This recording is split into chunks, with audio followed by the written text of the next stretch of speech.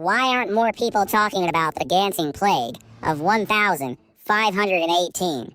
Let me tell you about the most bizarre, unexplained event in human history. One where hundreds of people couldn't stop dancing. Like, literally couldn't. Some danced for days straight until they dropped dead. And to this day, we have no clue why it happened. This isn't a horror movie plot. This actually happened.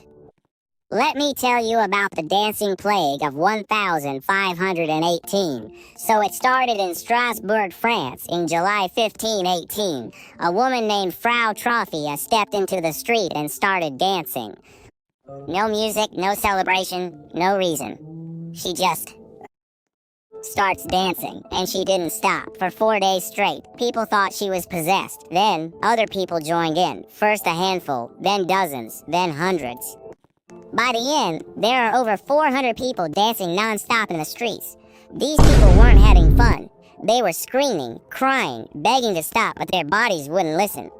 Some danced until their feet bled. Others collapsed from exhaustion, strokes, or heart attacks. We're talking about people dying because they couldn't stop moving. And the worst part? The authorities' response was to make them dance more. Doctors at the time thought this was a heat-related illness. So their solution? Build more stages, hire musicians, and force the dancers to keep going. They thought if they wore their bodies out, the plague would end. Imagine your neighbor is dying from dancing too much, and the town doctor is like, crank up the fiddle, let's get this party started. That's exactly what happened there. Spoiler, it didn't work. More people kept joining, more people kept dying. It wasn't until months later, when the town finally banned public gatherings and prayed for divine intervention, that the dancing stopped. But by then, dozens were dead. And we still have no idea why it started in the first place. To this day, historians and scientists argue about what caused it. Some say it was mass hysteria, people caught up in a collective panic.